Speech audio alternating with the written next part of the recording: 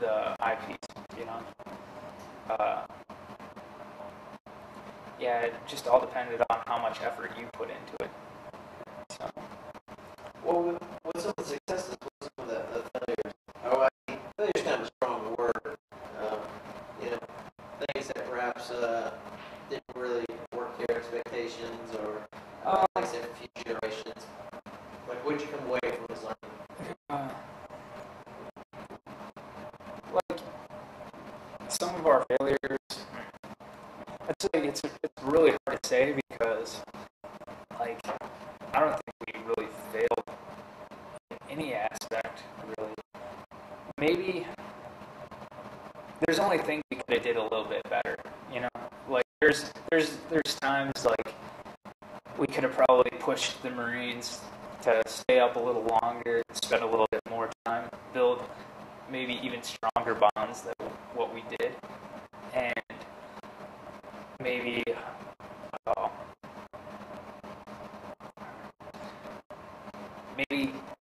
get a few more ethics classes and stuff like that, because some of these IPs, they still, I don't think they quite grasp the police officer concept, like the whole protect and serve deal. They're still kind of like in the let's find insurgents type of thing. They're still kind of like a security force. Yeah, exactly.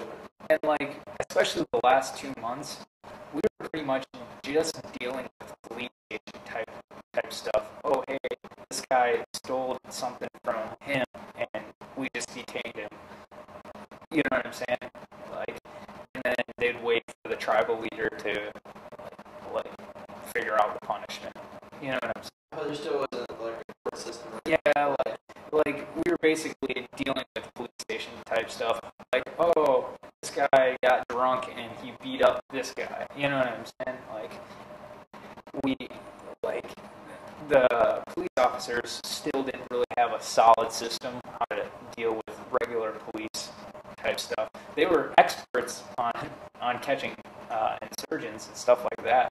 Like, I think, what was it, in October there was a guy that was a member of an insurgent group, and he was from Fallujah. He lasted 1 hour in the city. So how did that work? I mean, I heard this story before, but I didn't really understand or didn't get an idea of how it worked. He basically just drove into the city, and he went to the souk in Azazia there. The souk is the market. The Arabic. Yeah, souk is Arabic for market, and like Azazia has like a lot of the big market streets. There's little souks all over the city, obviously, but in Azazia there's the biggest one, and basically I'm not sure what he did, but I think he bought some stuff in the souk, and instantly, like the Azazia IPs were informed. Oh, they were informed by the locals. By the locals, and the Catan police were informed, and the Thaylat police were informed, and all three stations worked together and caught this guy in a matter of like two hours. I think the third hour he was in the detention facility in Morar. So, like, it's amazing. And this happened before Ramadan. No, it was during Ramadan, actually. Oh, it was. Okay. Yeah. I think it was right at the end of Ramadan. I'm not too sure about exact dates, but like, that's the beauty of these IPs. Like, 150, like, the population of Thaylat is probably, I want to say maybe like, what, 1,000, 1,500, maybe 2,000. This is like just a district. Yeah, it's just like a small section of Mahdi proper, and like,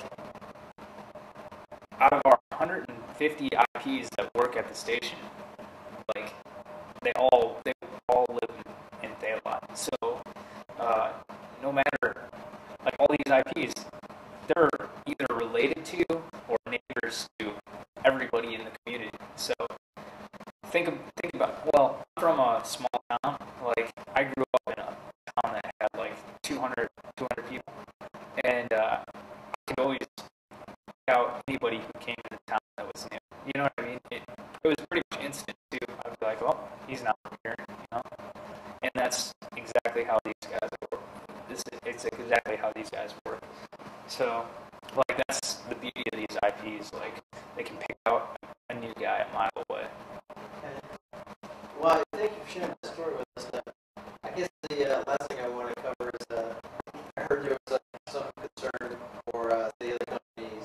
I'm not sure which ones, India or Kilo, was saying about Lima was there was trying to go native.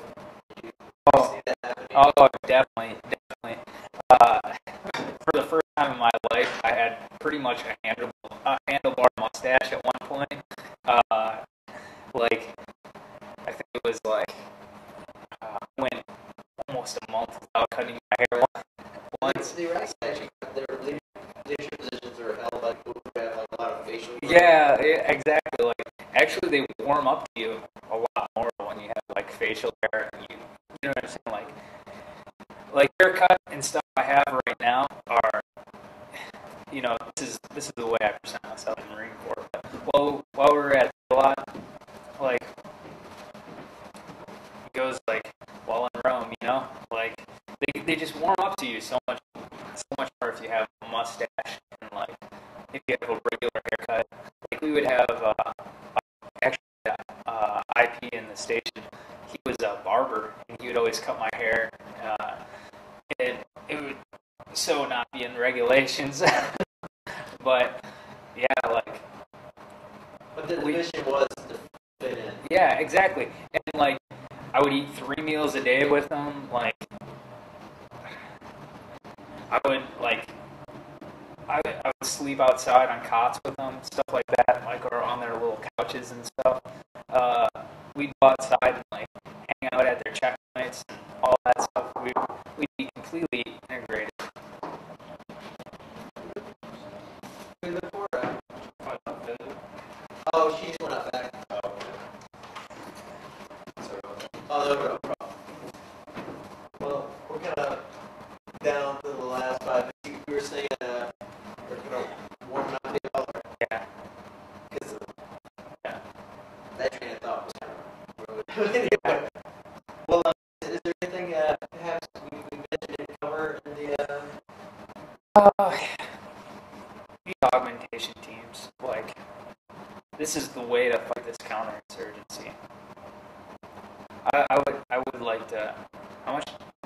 about 5 minutes? Okay, like, real quick story here. We detained a guy. He was at the lot, and he was given one of the local nationals real problems. He was kind of bullying one of their kids because he would work with the coalition forces, and this guy was known for like helping bring in parts for IEDs and stuff like that. And basically, we detained him, and we didn't really detain him. We just had him under our control. He was just a person under our control.